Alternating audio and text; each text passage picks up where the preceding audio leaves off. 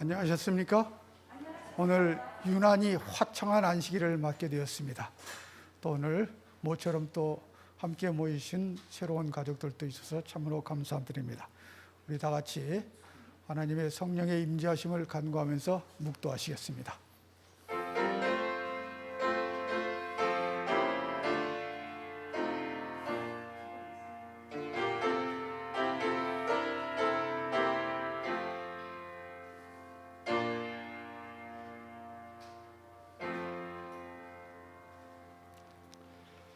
다 같이 일어나셔서 참여하시겠습니다.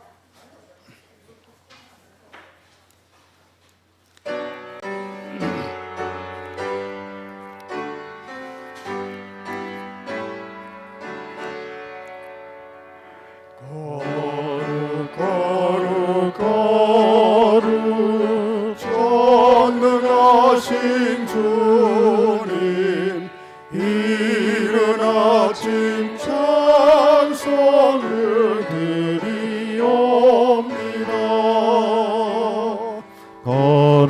거룩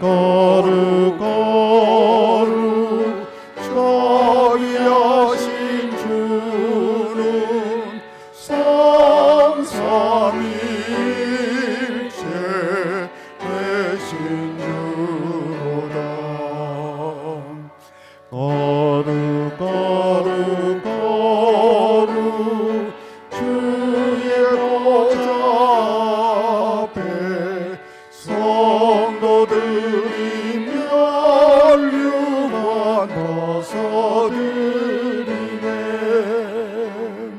전능 천사 모두 주께 물러가니 영원히 위에 계신 주로다. 거룩 전능하신 주님, 우리 눈이 주 영광 뵙지 못해도 주는 오직 홀로 거룩하신 주여, 비할 데 없는 주님이로다. 거룩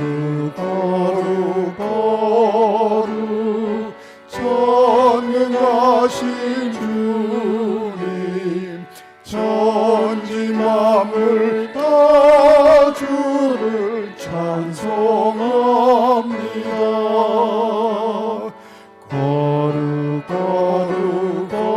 거룩 전능하신 주님, 삼삼일체 되신 주로다.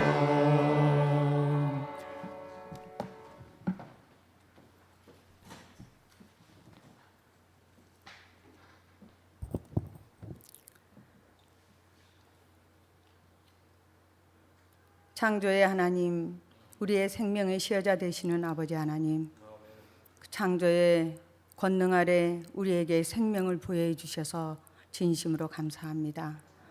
또한 저희들 이렇게 위기 때지만, 그러나 명수의 제한을 둔 가운데도 우리 그래도 성도들과 함께 이 안식일에 주님 함께 예배드릴 수 있도록 이끌어 주심을 인해서 감사드립니다. 아버지 하나님, 우리에게 이 위기의 때는 하나님께서 우리에게 주신 경정의 기회이고, 우리가 아버지 앞에 우리의 죄들을 낱낱이 고백하며 회개할 수 있는 귀한 기회를 허락해 주셨고, 오직 우리를 죄에서 구원하신 예수 그리스도만을 바라볼 수 있는 놀라운 기회를 허락해 주셨음을 감사드립니다. 또한 은혜의 기회였고, 우리 예수님과 더불어 말씀과 기도 가운데 하나님과 더 깊은 교제 가운데 설 수 있도록 우리를 이끌어 주심으로 우리의 마음이 기쁨이 충만케 하시고 우리 마음속에 감사와 찬송이 흘러넘치도록 이끌어 주셨음을 인해서 진심으로 감사합니다. 아버지 하나님, 저희들 더욱더 주께서 재림하시는 날이 문 앞에 이르렀사오니 주님과 더 긴밀한 가운데 우리가 받은 빚들을 하루속히 때 늦기 전에 영혼들에게 나타내 보일 수 있도록, 빛을 전할 수 있도록 우리에게 능력과 믿음을 더하여 주시옵소서. 아버지, 이 시간에도 임기범 장로님을 통해서 창조주 하나님이 성경에 나타난 또 명확한 제시를 공부할 때 하늘의 능력을 더하여 주시고 우리가 그 말씀을 받아 창조주 하나님을 더욱더 가까이 하는 계기가 되게 하시며, 하나님께서 우리 박안전 목사님을 통해서 하늘의 기별을 주실 때 그 말씀이 진정으로 우리에게 또 하나님께 더 가까이 나아가며 새로운 삶을 영위할 수 있는, 그리고 하늘의 빛을 증거하는 아버지의 백성으로 설 수 있는 귀한 하나님의 말씀이 될 수 있도록 이 시간 성령의 감화 감동이 저희와 함께하여 주시옵소서. 우리 구주 예수님의 이름으로 기도드립니다. 아멘.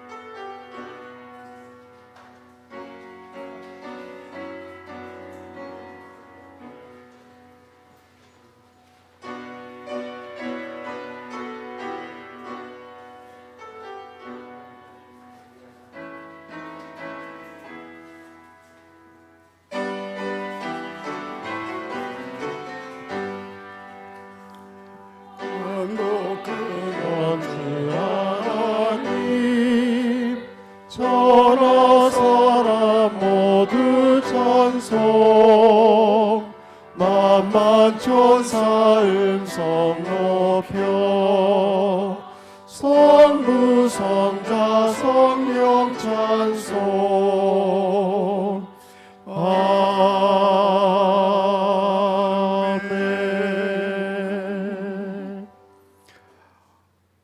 하나님 아버지, 저희들이 하늘의 일과 하나님의 계획을 생각하며 헌금을 주님께 드렸습니다.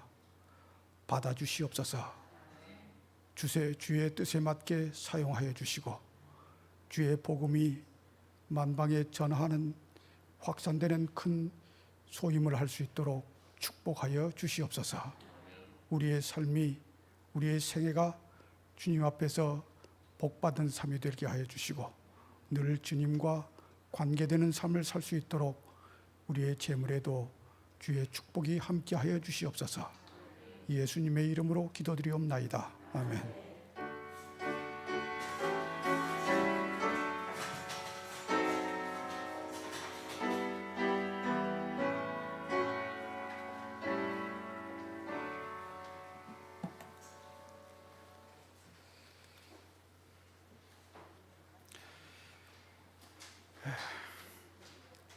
다시 한번 오늘 참석하신 여러분들 환영합니다. 잠깐 다음 안식일서부터 있을 일들을 광고 드리겠습니다. 다음 안식일이 이제 6월이 됐습니다. 6월서부터는 지난 안식일에 말씀드렸던 것 같이 또 우리 여기 순서지 뒤에 있죠? 그 1부, 2부 예배 순서가 약간 변경됐습니다. 지금의 방식하고 화요일, 금요일에는 누구나 다 정상적으로 이곳에 참여하여 예배하실 수 있고, 그다음에 안식일에는 9시 30분에 1부, 그다음에 지금과 같이 11시에 2부 예배를 드리도록 하겠습니다. 여기에 1부 참석자, 2부 참석자 이렇게 명단을 기입해 놨습니다. 이 명단을 참조하시고 하시는데, 이 명단하고 그 시간하고 관계없이 또 특별한 변경해서 사용하실 수도 있습니다. 그러니까 너무 여기 구애되지 마시고 자기 좋은 시간에 참석하시면 되겠고요. 그리고 다음 안식일서부터는 예배가 끝나고 약간 간단한 식사를 할 수 있도록, 식사는 아직 또 코로나가 또 염려가 돼서 식사는 아직 준비가 안 되네요. 다음 안식일서부터 1부, 2부 그렇게 나눠서 예배 드리도록 하겠습니다. 잘 참조하시고 실수 없도록 해주시면 고맙겠습니다.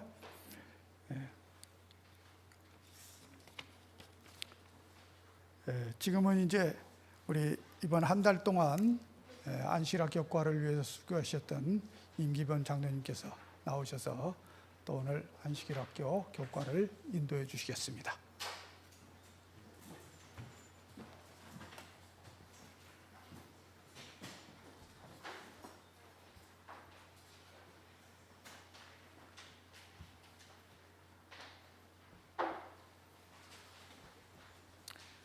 그 앞에 화면으로 해주십시오. 내가 있었나요? 예. 여러분들 환영합니다. 예, 그동안 한 주 안녕하셨죠? 네. 흔히들 5월을 계절의 여왕이라고 그러는데 정말 좋죠. 정말 오늘 화창한 안식일입니다. 이 안식일 하나님께서 시간 속에 성소를 두시고 우리들을 초청해 주셨습니다. 오늘 그 어떤 생각보다도 여러분들께서 하나님과 교제하는 그런 은혜로운 시간으로 꼭 가지셨으면 좋겠습니다. 자, 우리 함께 교과 공부하시겠습니다. 이번 기회 우리 교과의 제목이 뭐죠? 성경 해석학. 성경을 어찌 해석하여야 하나님의 뜻에 합당한 우리의 삶이 있을 수 있겠는가 하는 것입니다. 해석하는 것으로만 그치는 것이 아니라 그 말씀대로 우리가 살아나가는 것, 그것까지도 꼭 생각하시고 행하셔야 합니다. 우리 126쪽으로 함께 가시겠습니다. 126쪽에 가시면 다음과 같은 말씀을 함께 읽어보시겠습니다. 126쪽 맨 밑에 성경은 원시적이고, 시작. 성경은 원시적이고 비과학적인 우주관을 가르치는가? 성경의 설명은 단지 주변의 이방 민족으로부터 빌려온 것인가? 성경은 장소와 시대에 따른 문화에 의해 조건적으로 해석되는가? 아니면 그것의 영감의 본질은 거룩한 체계 안에서 완전한 기원을 바라보도록 우리를 고양시키는가? 이것이 이번 주에 우리가 다루게 될 쟁점들이다. 말이 조금 어렵지요. 그러나 여기서 이 말씀은 무엇이냐면 여러 가지 혼돈스러운 것이 있는 중에도 우리들로 하여금 거룩한 체계 안에서 완전한 기원을 바라보도록 성경은 우리를 고양시키고 있다고 하는 것을 공부하시게 되겠습니다. 우리 기억절을 함께 합독해 보시겠습니다. 하늘이, 시작. 하늘이 하나님의 영광을 선포하고 궁창이 그의 손으로 하신 일을 나타내는도다. 시편 19편 1절에 있는 말씀입니다. 또 여쭤봐야죠. 공부 꼭 해오셔야 됩니다. 공부 안 하시면 제가 물을 때 엉뚱한 대답하시기가 쉬워요. 제일 우리 목사님 표현대로 말하면 동그라미는 어디다 채워오셨습니까? 이 기억절 말씀 중에 어디다 동그라미를 난 이 말씀이 정말 중요하다고 생각해라고 동그라미 채워오신 말씀이 어디 있습니까? 하나님에다 동그라미 치셨습니까? 또 영광에다가 치셨습니까? 하신 일. 네. 또 어디다 동그라미 치셨습니까? 예. 나타내시는도다. 여기다 동그라미 치셨다고 말하고 계십니다. 정답은 아니지만 해답 중에 하나입니다. 저는 동그라미를 선포와 나타내는 도다에다가 쳐왔습니다. 왜냐하면 오늘의 이번 주에 공부를 하면서 이것이구나 이렇게 생각이. 월요일 소주로 가십니다. 평평한 지구하고 물음표를 해놨습니다. 지구가 평평합니까? 그러나 사람들은 성경을 비난이라는 말이 합당하지는 않을 것 같아요. 비판하는 이들이 말하기를 성경은 우리들에게 잘못된 정보를 주고 있다. 그래서 성경은 바르지 못하다고 말하고 있습니다. 그러나 그것은 어디서 비롯된 것입니까? 오해로부터 비롯된 것이라고 말하고 있습니다. 뒷부분에 말하고 있는데 음험한 계획, 의도 하에서 이와 같이 누가 우리들로 하여금 성경은 잘못됐다고 생각하고 말하게 합니까? 누가? 사단이. 사단이 그와 같이 성경은 잘못됐어, 비과학적이야, 비윤리적이야 라고 말합니다. 그것은 책 뒷부분에 표현한 대로 음험한 계획의 일부입니다. 거기 읽어보시면 네 모퉁이, 사방 이런 것들은 네 천사 이런 것들은 하나님께서 이 땅을 심판하시는 것에 대하여서 그분의 은혜를 드러내고 또 그것을 억제하시고 우리들로 하여금 회개에 이르도록 참으시는 그분을 표현하기 위해서 이와 같이 나타내고 있다고 그와 같이 말하고 있습니다. 공부를 하시다가 저도 그런 것을 만났는데 우리 함께 이 부분을 조금 읽어보시기 바랍니다. 욥기로 한번 성경을 펴주시기 바랍니다. 욥기 26편 10절을 한번 보시겠습니다. 과연 성경은 이 지구에 대해서 어떻게 말하고 있는지 한번 보시겠습니다. 시편 죄송합니다. 정정합니다. 욥기 26편 26장 10절 누가 한번 읽어주시겠습니까?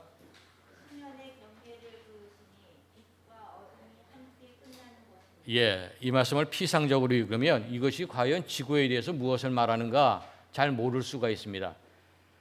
수면의 경계를 그으시니 할 때 그 그으시니라는 말 한글로는 이렇게 번역이 되어 있지만 원문으로 가보면 다음과 같은 뜻입니다. 수면의 경계를 그으시니 빛과 어둠이 함께 끝나는 곳이라 하는 말씀에 대하여 본교의 주석은 다음과 같이 말합니다.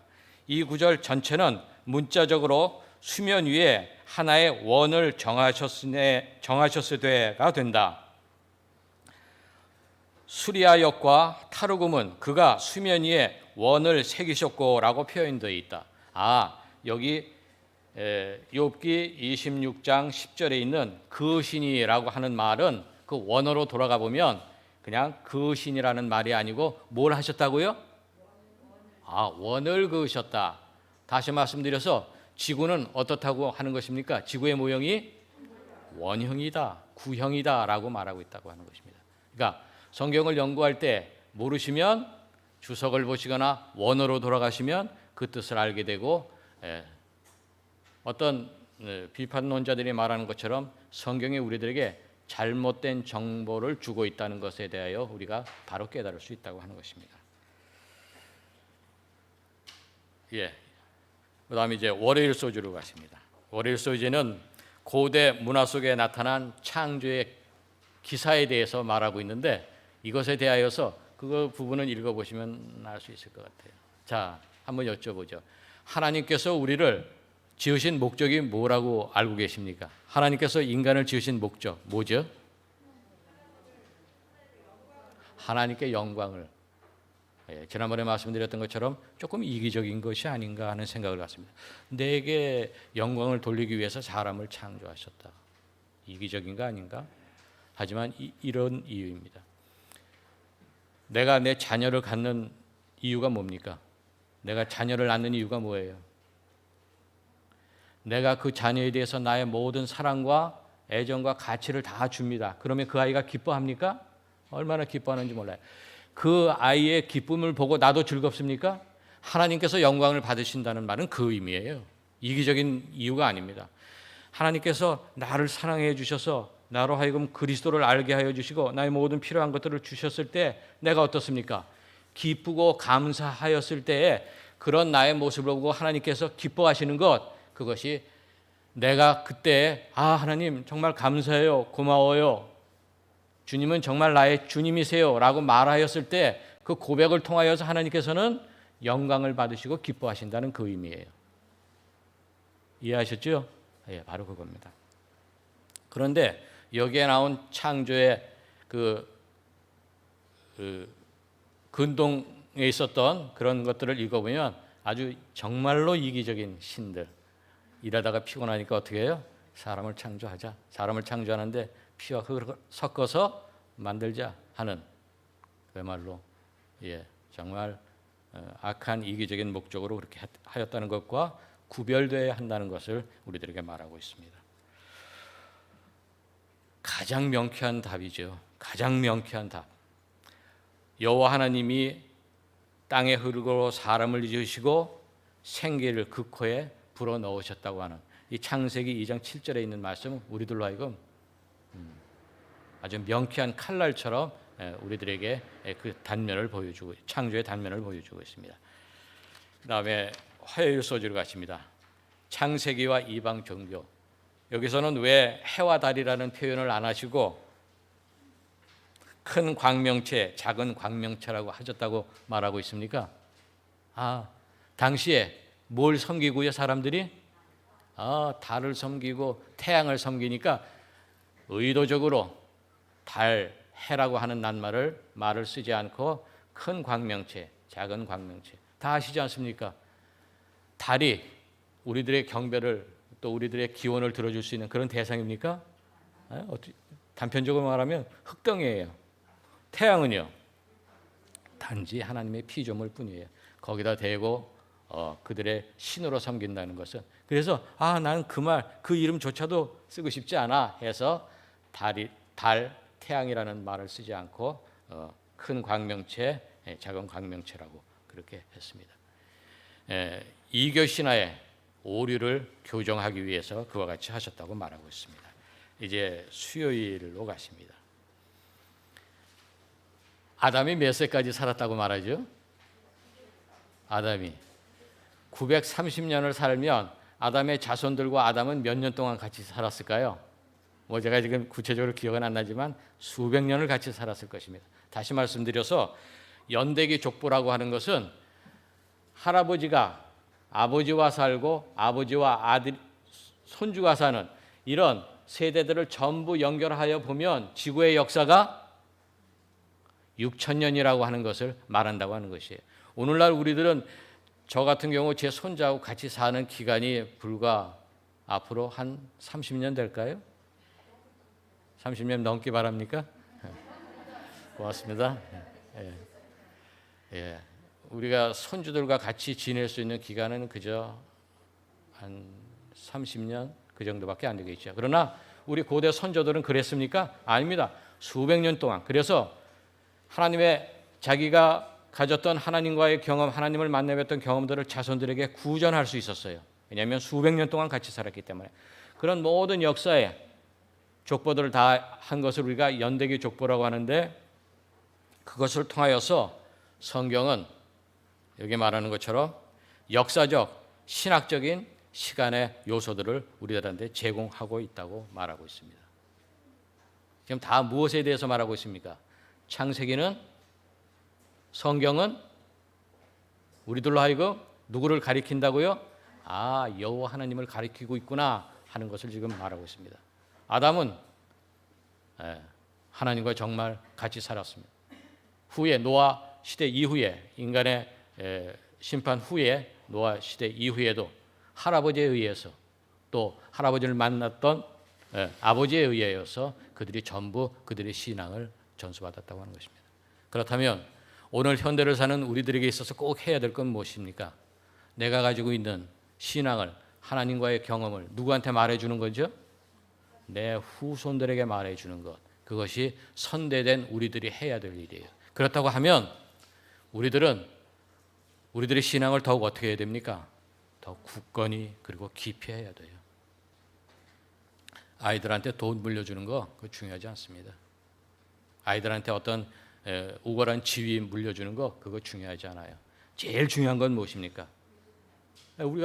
우리 부부도 그렇습니다. 아침마다 기도합니다. 우리 선율이와 권율이에게 하나님 믿음을 잘 갖도록 하여 주십시오라고 기도합니다. 우리들이 해야 될 일이에요. 그래서 그들이 신앙에서 어긋나지 않는 것. 이 앞서 말씀드렸던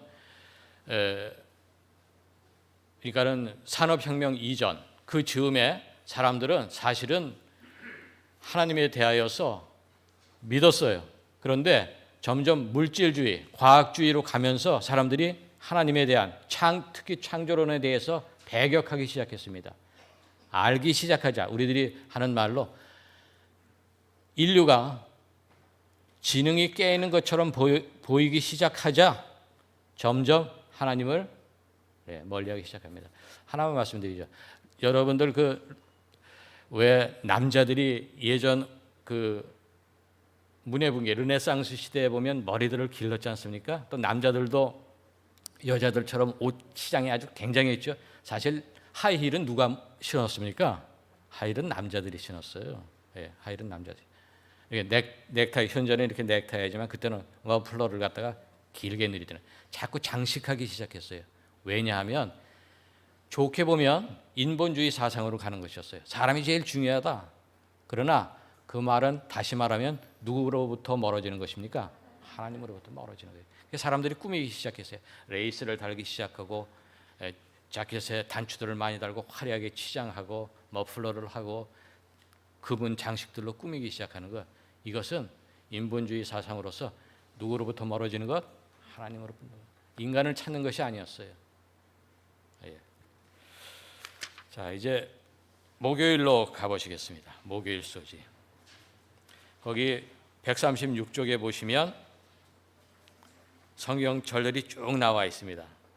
예수님도 창조에 대해서 지지하셨습니까? 그분 자신이, 당신 자신이 창조주이시니까요. 또 바울도 그랬습니까?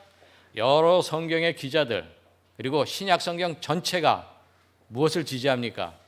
창세기가에서 말하고 있는 그 진리를 지지하고 있다고 하는 것입니다. 거기 우리 137페이지를 좀 읽어보시겠습니다.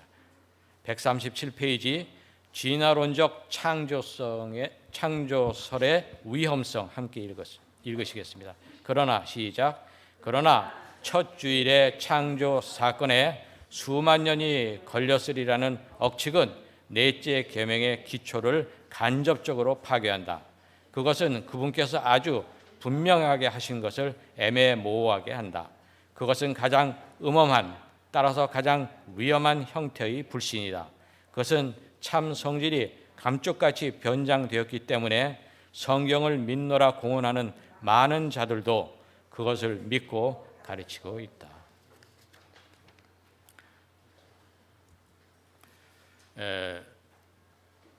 138쪽에 있는 이제 결론, 여기 제목은 더 깊은 연구를 위해서입니다.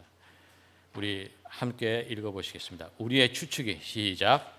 우리의 추측이 성경에 있는 사실들과 모순되지 않는다면 성경의 역사 너머를 추측하는 것은 잘못이 아닐 수 있다.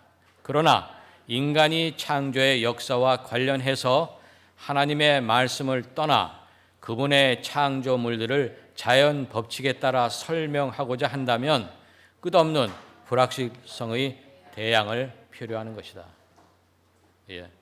우리가 하나님 떠나서 자연 법칙 이것에 의존하여서 우리의 기원을 찾는다고 하면 바로 그 사람은 불확실성의 대양을 표류하고 있는 것과 같다고 이와 같이 말하고 있습니다. 자, 이제 좀 앞으로 돌아가셔서 기억절을 다시 한번 보시겠습니다.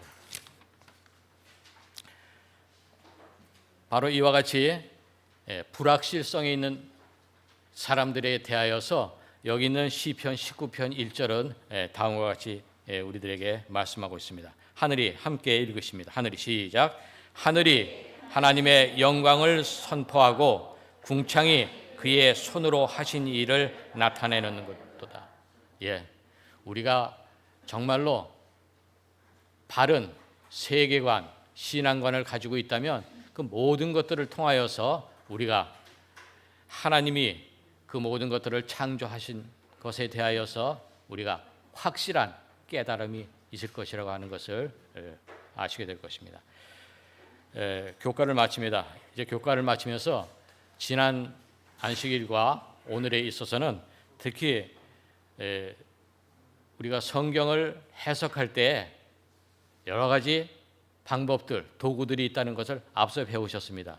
지난 안식일과 이 안식일에는 특별히 성경책 중에 성경인 창세기에 대해서 우리가 창세기를 어떻게 접할 것인가에 대해서 배웠습니다. 특별히 오늘 안식일에는 우리가 여러 가지 우리들로 하여금 혼돈 가운데 있는 그런 우리들에게 성경은 우리들에게 세상에 대한 특별히 창조에 대해서 올바른 통찰력을 제공한다고 하는 것을 공부하셨습니다. 창조는 무엇으로 이해되어야 합니까? 오직 성경으로 이해되어야만 합니다. 우리는 과거의 세대에 대해서 알 수 있습니까? 자연적인 추론, 조각들의 발견, 이것으로 인하여서 내가 어떻게 생겨났는지에 대해서 그리고 이 세상이 어떻게 창조되었는지에 대해서 그것들은 불확실하다고 하는 것입니다. 여기 교과를 공부하면서 제가 좀 어려운 질문이 하나 있는 것을 발견했어요. 127쪽 한번 보시겠습니다. 어찌 보면 질문도 제가 이해를 잘 못한 것 같아요. 그러나 공부가 끝날 쯤 어제 저녁쯤 돼서 이것이 무엇을 말씀하는 것인지 나름대로 알게 되었습니다. 거기 127페이지 5번 한번 제가 읽어보겠습니다. 무엇을 보면 창조가 신약 성경이 전개하는 구원론의 전제가 되었다고 말할 수 있을까요? 참 질문조차도 어려워요. 무엇을 보면 창조가 신약 성경이 전개하는 구원론의 전제가 되었다고 말할 수 있겠는가? 질문이 좀 어렵지만 질문을 자꾸 질문하여 보고 공부하여 보면 바로 이것입니다. 신약 성경에 우리가 성경에서 인간의 구원에 대하여서 인간으로서 전제해야 될 것이 무엇입니까? 무엇이에요? 우리가 우리의 구원을 붙잡을 때 필요로 되는 것이 무엇이에요? 예?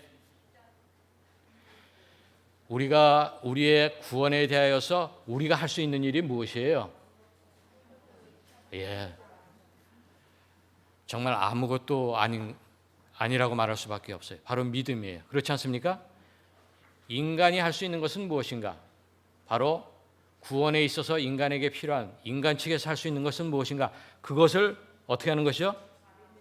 믿는 것, 그것이 있어야 되는 것처럼 바로 5번은 그것을 말하고 있는 것으로 저는 해석하고 합니다. 창조가 신약 성경이 전개하는 구원론의 전제가 되었다고 말할 수 있는 그것은 과연 무엇인가? 무슨 말씀을 이렇게 하려고 장황하게 설명을 드렸느냐면 창조에 있어서 우리에게 가장 필요한 것은 무엇이냐면 우리의 이성도 아니고 우리의 경험도 아니고 무엇이라고 하는 말입니까? 믿음이라고 하는 말이에요. 믿음이라고 하는 말이에요. 이 말씀을 드리고 싶었습니다. 자, 우리는 이제 성경의 토대를 이루는 창세기 지난 안식일과 오늘에 대해서 마칩니다. 마치면서 꼭 가져야 될 것은 무엇이냐면 하나님께서 세상을 창조하셨다 하는 것에 대한 무엇을 가져야 된다고요? 믿음을 가져야 돼요. 그거는 우리가 가지고 있는 지혜, 이성 그 이상의 것이에요. 그 이상의 것이에요. 그럼 확실합니다. 그건 누가 주신 것이에요? 우리들에 대한 믿음은 그분께서 주신 것이에요. 예, 교과 공부를 마치겠습니다.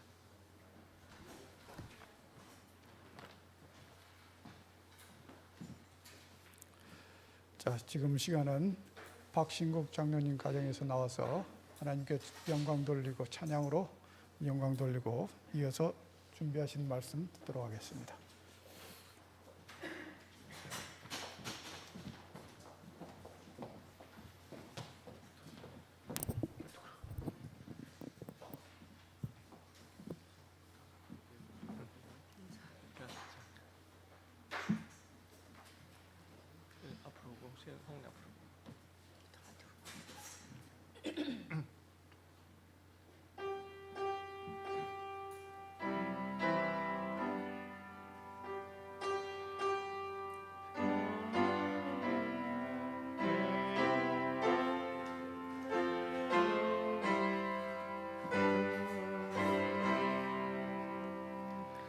내 평생에 가는 길 순탄하여 내 잔잔한 강 같은지 큰 바람은 섭고 두렵든지 나의 영혼은 늘 편하다.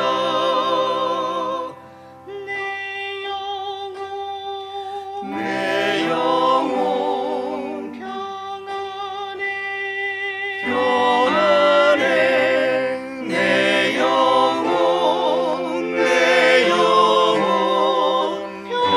평안해 저 마귀는 우리를 삼키려고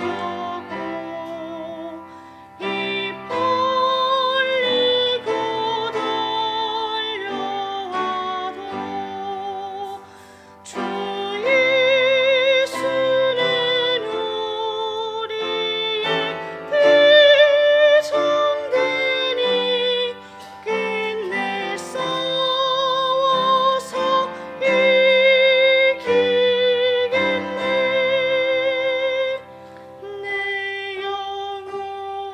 내 영혼 평안해 평안해 내 영혼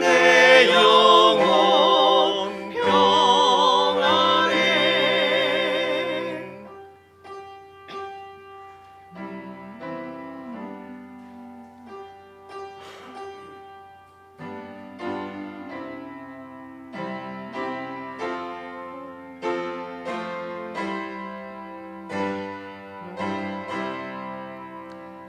저 공중에 구름이 일어나면 큰 나팔이 울려날 때 주 오셔서 세상을 심판해도 나의 영혼은 없겠네.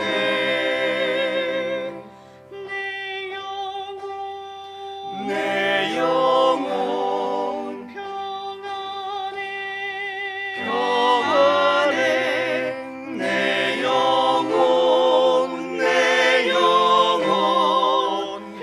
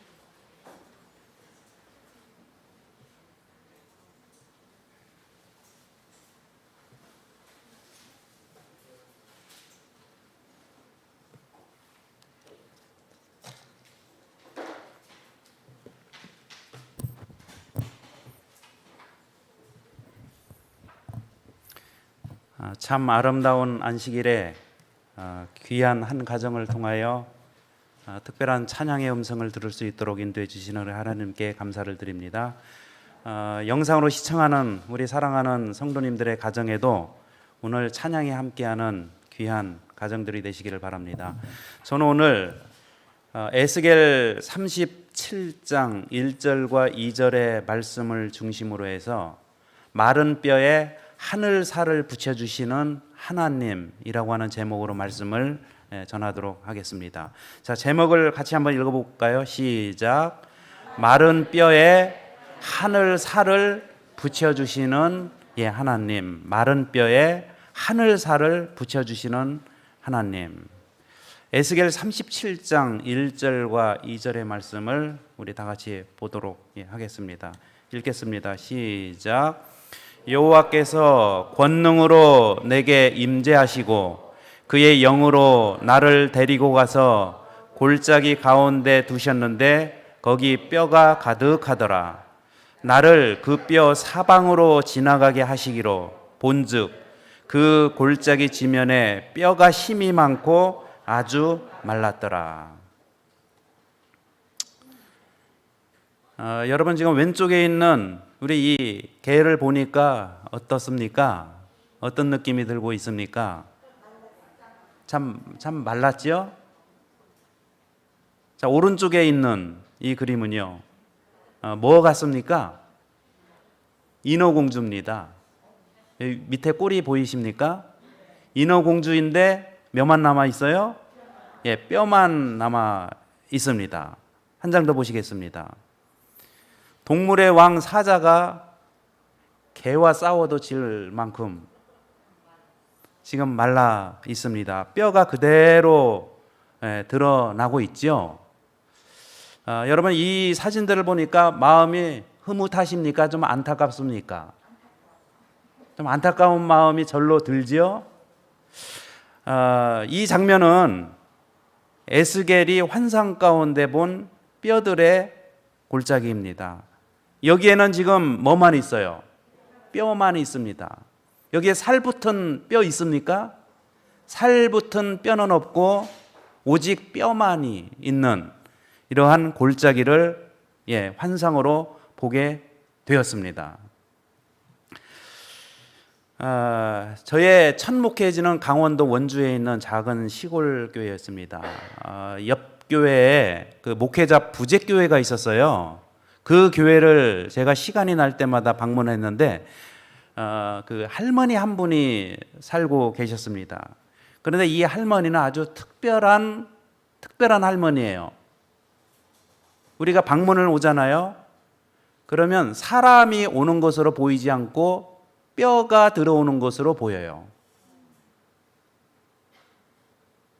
그래서 제가 여쭤봤습니다. 할머니, 모든 사람이 다 뼈로만 보입니까? 그렇게 물어보니까 이 할머니가 말씀하시기를 다 그렇지는 않대요. 그 다 그렇지는 않다는 말을 들으니까 제가 갑자기 겁이 덜컥 났어요. 왜 겁이 났을까요? 혹시 방문을 갔는데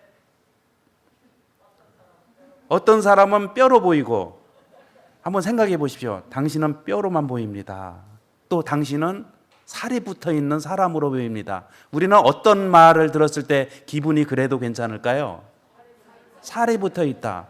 그런데 여러분 제가 이제 전도사지만은 목회자 아닙니까? 제가 걸어갈 때 만약에 그 할머니가 뼈만 보인다고 하면은 갑자기 제가 무슨 생각이 들겠어요? 내 죄가, 저 할머니 눈에는 내 죄가 보이나? 보여서 뼈로만 보이면 어떡하지? 이 겁이 덜컥 나는 거예요. 그래서 여러분 혹시 제가 이제 이렇게 목회를 하면서 그 집을 한 10번 이상을 방문을 갔던 것 같아요. 근데 가기 전에는요, 그 전에는 어떤 마음으로 갈까요? 좀 살찐 마음과 좋은 모습으로 좋은 마음을 가지고 가려고 애를 썼어요. 왜요? 그렇게 살다가 가야 그 할머니 눈에 제가 뼈만 있는 사람이 아니라 살이 붙어 있는 목회자로 보일 것 같다라는 생각 때문에 그렇게 간 적이 있었습니다. 여러분, 뼈만 있는 삶과 뼈에 살이 함께 붙어 있는 삶. 자, 오늘 본문은 에스겔이 본 환상인데 그 골짜기에는 다 어떤 사람들이 모여 있었습니까? 뼈만 앙상한 사람들만 놓여 있었다는 것입니다. 그런데 여러분, 이 뼈만 앙상한 그 모습만 에스겔이 본 것이 아닙니다. 다른 한 모습을 또 보게 되었어요. 그게 에스겔 37장 6절입니다. 읽어보겠습니다. 시작. 너희 위에 힘줄을 두고 살을 입히고 가죽으로 덮고 너희 속에 생기를 넣으리니 너희가 살아나리라. 또 내가 여호와인 줄 너희가 알리라 하셨도다. 여러분, 이 에스겔이 지금 두 장면을 보고 있는 거예요. 첫 번째 장면은 뼈만 붙어 있는 그 뼈들의 골짜기에 놓여 있는 사람을 봤고요. 그 다음에 조금 있다가 본 다른 환상은요, 이 뼈에 살이 입혀지는 그 장면을 봤다고 하는 것입니다. 자, 이 말씀을 한번 좀 읽어볼까요? 시작. 이 세상은 마른 뼈들이 앙상한 사람들이 모여 사는 곳이라는 것을 알려주시기 위해 하나님께서는 에스겔을 뼈 마른 골짜기로 인도해 주셨습니다. 그러나 에스겔을 뼈 마른 골짜기로 인도해 주신 진짜 이유는 뼈에 하늘살을 붙여주시는 하나님이 계시다는 것을 알려주시기 위해서 인도를 한 겁니다. 여러분, 뼈만 있다. 그러나 이 마른 뼈에 살을 붙여주시는 분이 계시다. 이게 복음 아닙니까? 여러분, 복음이 뭐예요? 복음이 이 뼈와 같은 모습으로 살아가는 우리에게 하늘의 살을 붙여줘서 하늘 사람으로 살아갈 수 있도록 인도해 주시고 살을 붙여주시는 하나님이 계시다는 이것이 복음이 되는 것입니다. 지금 그래서 이 에스겔은 무엇을 보고 있습니까? 처음에는 죄악된 세상을 보다가 두 번째는요, 이렇게 살을 입혀주시는 하나님이 계시다라고 하는 그것을 보게 되었던 것입니다. 이 고린도후서 5장 2절과 3절을 보겠습니다. 시작. 참으로 우리가 여기 있어 탄식하며 하늘로부터 오는 우리 처소로 덧입기를 간절히 사모하라. 이렇게 입음은 우리가 벗은 자들로 발견되지 않으려 함이라. 여러분, 우리가 벗은 자들로 발견된다. 벗은 자라는 뜻이 무엇입니까? 살만 있는, 살이는 없고 뼈만 있는 사람으로 발견되지 않도록 하늘로부터 오는 그 하늘살로 덧입혀진 모습으로 살기를 주님께서 원하십니다. 그래서 하나님께서 하시는 일은 뭘까요? 비록 우리가 이 지상에 살고 있지만은 하늘의 살을 가지고 우리에게 붙여주시는 일이 하나님께서 하시는 일입니다. 그러려면 우리가 이 지상에서 살아가면서 이 세상의 것들을 자꾸 우리에게 붙여야 되겠습니까? 하나님은 그런 하나님이 아니라 세상의 것은 떼어버리고 하늘의 살을 붙여주시기 위해서 이 땅에 오셨는데, 그러면 여러분, 그런 하나님께 감사하는 마음으로 그렇게 우리가 살아야 되지 않겠습니까? 여기 에스겔 37장 4절과 5절, 언제부터 그러면 우리가 하늘살이 붙기 시작할까요? 이렇게 마른 뼈같이 살고 있었던 우리가 언제부터 하늘살이 붙기 시작할까요? 자, 에스겔 37장 4절과 5절을 같이 읽겠습니다. 시작. 또 내게 이르시되 너는 이 모든 뼈에게 대언하여 이르기를 너희 마른 뼈들아 여호와의 말씀을 들을지어다. 주 여호와께서 이 뼈들에게 이같이 말씀하시기를 내가 생기를 너희에게 들어가게 하리니 너희가 살아나리라. 여러분, 하나님께서 언제부터 이 하늘살이 우리에게 붙여지기 시작해요? 4절 끝에 보면은 마른 뼈들에게 여호와의 말씀이 들어갈 때, 말씀이 우리에게 들어오는 순간부터 우리는 하늘의 살을 입기 시작을 하는 것입니다. 여러분, 이 하나님의 말씀으로 이게 충만하게 이게 살아가고 하나님의 말씀을 묵상하며 그 하나님의 말씀으로 살아가는 자는 어떻게 보일까요? 하나님의 눈에 마른 뼈들로 보일까요? 하늘살이 덮여진 사람으로 보이겠습니까?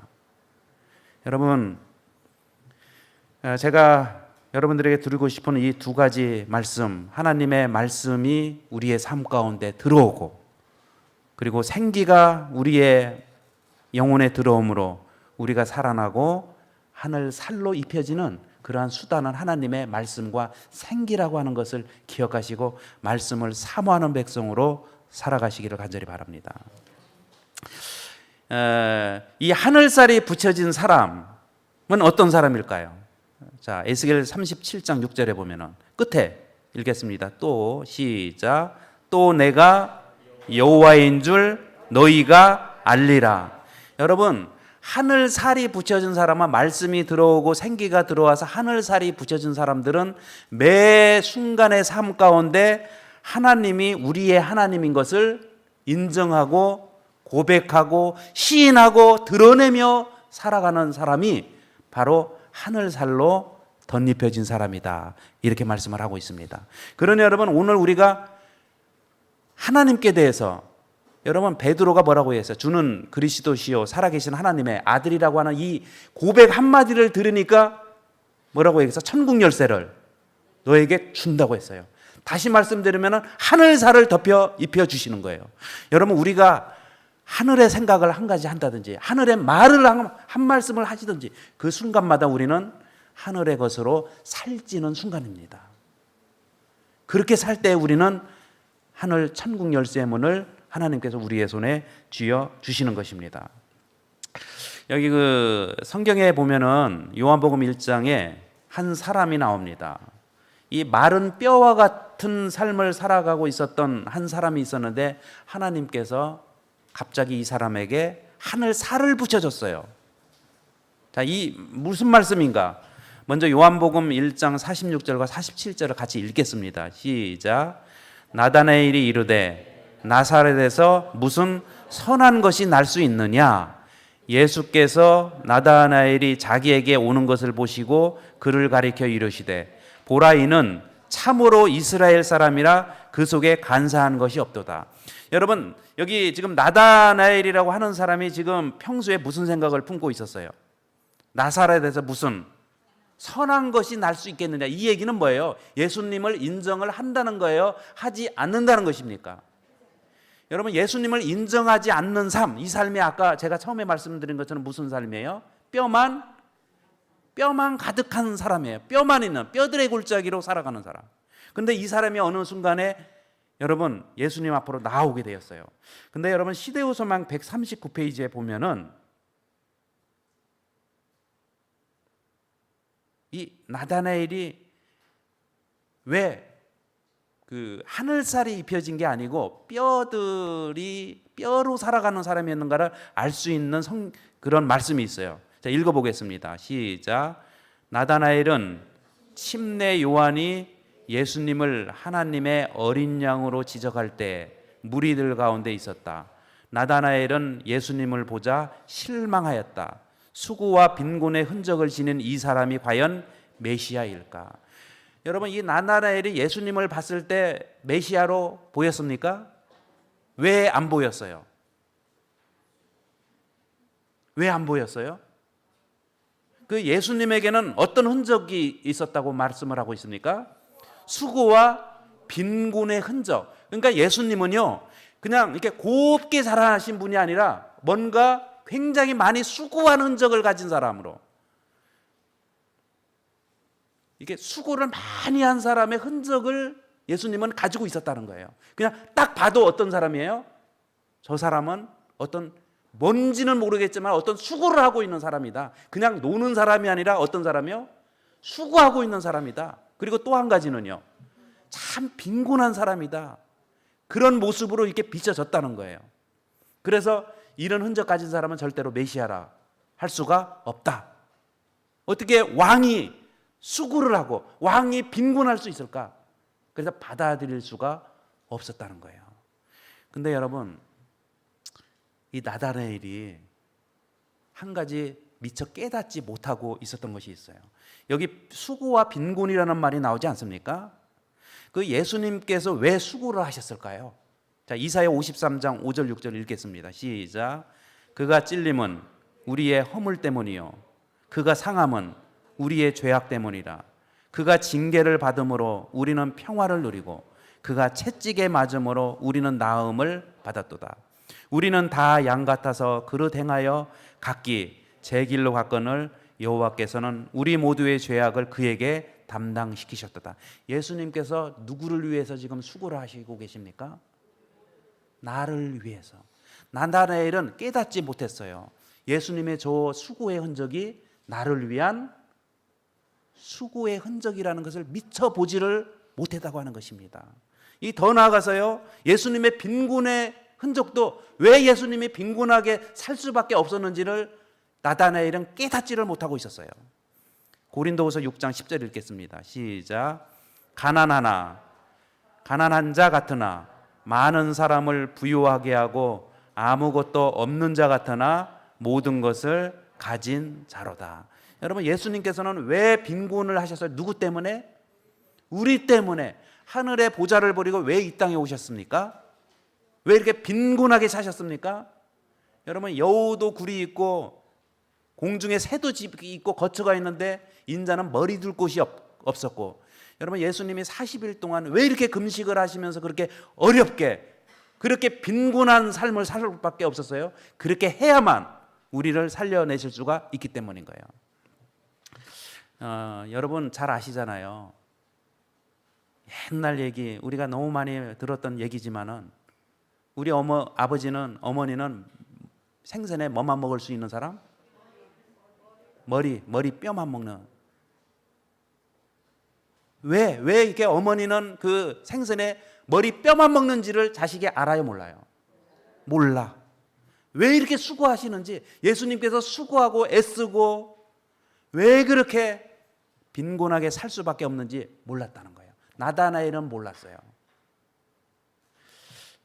여러분, 저도 한때는 저희 아버지 어머니가요, 때로는 부끄러울 때가 있었어요.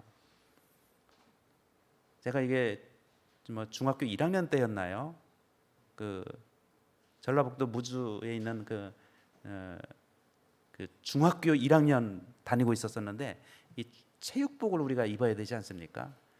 근데 이 체육복을 사주지를 못하는 거예요, 부모님이. 그래서 어디서 구하다가 그걸 이렇게 떨어진 추리닝을 제가 입었어요. 근데 여러분, 나중에 이제 제가 알고 보니까 우리 부모님은 자녀들의 교육에 관심이 있었어요. 그래서 대전에 집을 사놓고요, 교육을 위해서 돈을 투자하고 교육을 위해서 돈을 아끼고 교육을 위해서 드시질 못하고, 저희 아버지 같은 경우에는 편지 배달을 하시면서, 여러분 막 이렇게 무거운 거 가방을 짊어지고 다녀야 되지 않겠습니까? 자전거가 나오기 전에도. 그러나 때로는 자전거가 나왔을지라도, 여러분 농사를 짓는 시기에 농사 짓는 사람들이 와서 이것 좀 드시고 가시에요라고 불러주는 사람이 없으면 그날은 아버지는 굶는 날이었어요. 그 얼마를 굶어서요. 왜 굶었을까요? 이게 굶어야지 누구를 시켜요, 교육을? 자녀 교육을 시킬 수가 있는 거예요. 그걸 몰랐어요. 저는 몰랐어요. 그래서 아버지는, 우리 어머니는 참 부끄러운 아버지, 어머니. 제가 그런 생각이 참 많이 들었는데, 나중에 제가 이제 아버지가 되고 보니까 다 이유가 있었는데, 누구를 위한 수고? 나를 위한 수고. 누구를 위한 굶주림? 나를 위한 굶주림이라는 것을 알았을 때 이미 아버지는요, 어머니는 요양원에 들어가 계시고, 코로나 때문에 방문도 석 달째 가보지도 못하고. 여러분, 나다나엘은 나를 위한 수고와 나를 위한 빈곤, 이런 하나님을 바라보지 못했다는 것입니다. 여러분, 그러나 이렇게 살고 있었던 나다나엘에게 대해서, 자, 이 말씀을 읽어보겠습니다. 자, 시작. 나다나엘은 예수님의 수고와 빈곤의 흔적이 나를 위한 수고요, 나를 위한 빈곤의 흔적이었음을 미쳐보지 못하고 있었던 것입니다. 이런 마른 뼈와 같은 삶을 살고 있는 나다나엘에게 하나님은 하늘살을 붙여주셨습니다. 그게 뭘까요? 읽겠습니다. 지금 하늘살을 이제 붙여주는 거예요. 그런 모습으로 나오는, 알아주지도 않고 인정해주지도 않는 이 나다나엘에게 예수님이 뭐라고 얘기하세요? 읽겠습니다. 시작. 예수께서 나다나엘이 자기에게 오는 것을 보시고 그를 가리켜 이르시되, 보라, 이는 참으로 이스라엘 사람이라 그 속에 간사한 것이 없도다. 여러분, 이스라엘 사람 맞습니까? 맞아요, 안 맞아요? 수고가 뭔지도 모르고, 여러분 아버지 어머니의 수고가 뭔지도 모르고 부끄럽게 여기는 그 아들이 아들입니까, 아닙니까? 아들이에요, 아니에요? 말씀 한번 해보시겠습니까? 아들은 아들인데 이게 애매한 아들이죠. 진짜 아들이 되려면 확실하게 아들이 돼야 되는데, 그런데 이게 나오는 그 나다나엘을 향해서 예수님은 너는 가짜 이스라엘이다 말씀하시지 않고 너는 참 이스라엘이다라고 이렇게 인정을 해 줬다고 하는 것입니다. 여러분 그런데요. 그 예수님께서는 너는 마른 뼈가 아니라는 거예요. 너는 하늘 살을 붙이고 앞으로 살아가야 될 사람이라는 거예요. 그래서 너는 참 이스라엘 사람이다. 여러분 우리가 그렇게 이렇게 몰라줘도 아버지 어머니는 너 몰라주니까 내가 오늘부터 이제 수고하지 않으련다. 그런 부모님 계십니까? 없다는 거죠. 그럴수록 어떡합니까? 언젠가를 생각하며 예수님은 그 언젠가를 생각을 하면서 이 나다나엘을 참 이스라엘로 인정을 해 주었어요. 하늘살을 붙여줬다는 거예요. 도대체 이 마른 뼈와 같이 살고 있고 인정하지도 않고 구세주로 인정하지도 않는 이 그냥 걸어 나오는 이 뼈와 같은 사람에게 지금 하늘살을 붙여주고 있는 것입니다. 저는 이런 하나님이 참 좋아요. 자, 요한복음 1장 50절에서 51절. 자, 이 말씀을 보겠습니다. 자, 읽겠습니다. 시작.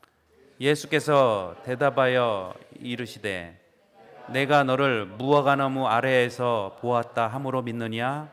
이보다 더 큰 일을 보리라. 또 진실로 이르시되 진실로 진실로 너희에게 이르노니 하늘이 열리고 하나님의 사자들이 인자 위에 오르락 내리락 하는 것을 보리라 하시니라. 여러분 이 말씀의 뜻은 무슨 말씀일까요? 내가 지금 너를 무화과나무 아래에서 있는 것을 보았다. 그러면서 지금 51절의 말씀을 하고 있거든요. 이것을 좀 정리해서 말씀드리면 이렇습니다. 같이 읽어보겠습니다. 왜 참 이스라엘로 그냥 마른 뼈로 살아가고 있는 이 나다나엘에게 왜 너는 참 이스라엘이라 하면서 하늘살을 붙여줬을까요? 읽어보겠습니다. 시작. 오늘은 내가 너를 무화과나무 아래에 있는 것을 보았지만은 내일은 너가 하나님의 사자들이 인자 위에 오르락 내리락 하는 것을 보게 될 것이다. 오늘은 내가 너에 대해서 알고 있지만 내일은 너가 나에 대해서 알게 될 것이다. 오늘은 내가 너의 이름을 부르지만 내일은 너가 나의 이름을 부르게 될 것이다. 여러분 이 소망을 가지고 마른 뼈와 같은 이 나다나엘에게 하나님은 하늘살을 붙여 주신 것입니다.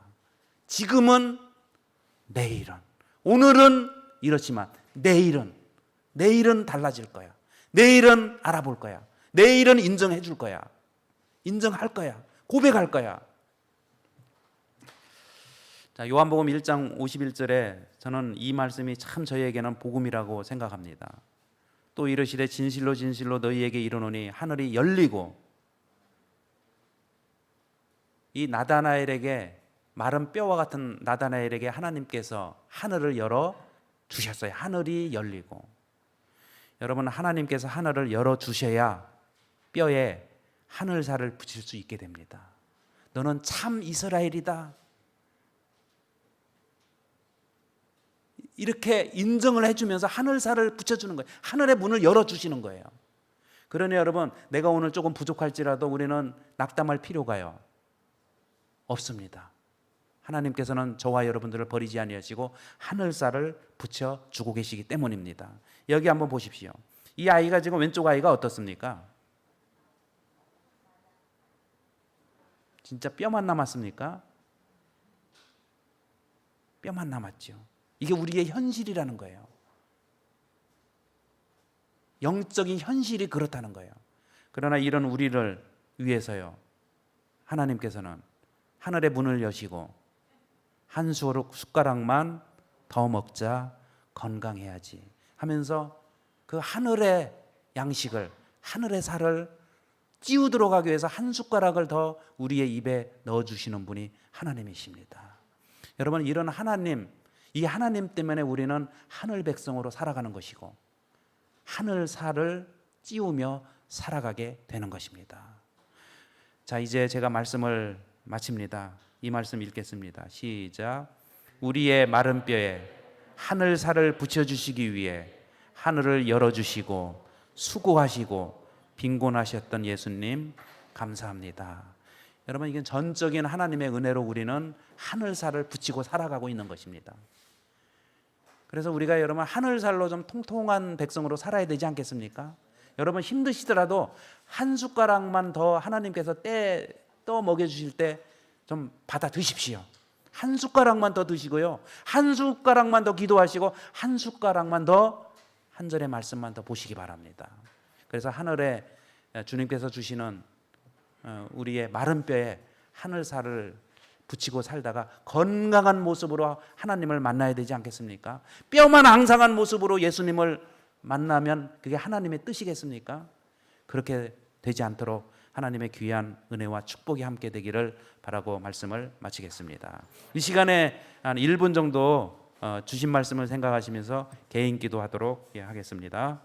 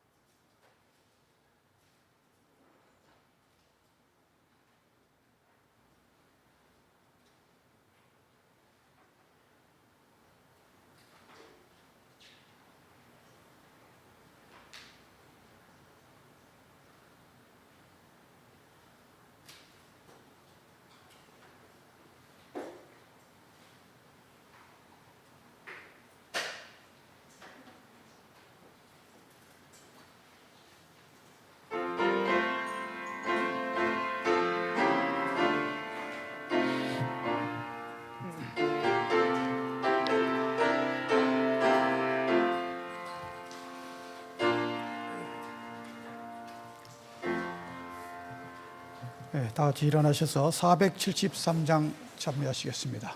473장입니다.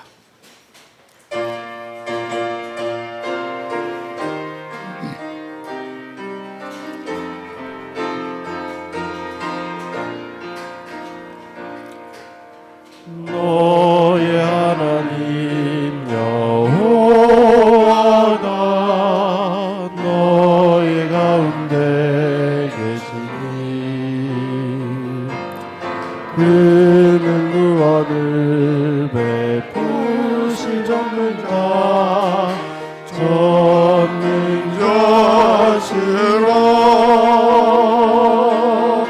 그가 너로 인하여 기쁨을 이기지 못하시며 너를 잠잠히 서라 하시려. 즐거이 노래로 믿고 기뻐하시리라.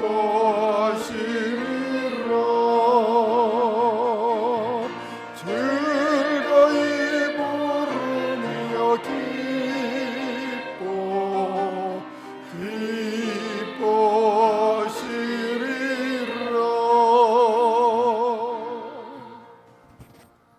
아버지 하나님, 마른 뼈와 같이 살아가고 있는 저희들에게 하늘의 살을 붙여주셔서 감사합니다. 주님의 수고와 빈곤을, 그 흔적을 소중히 간직하며 살아갈 수 있도록 도와주시옵소서.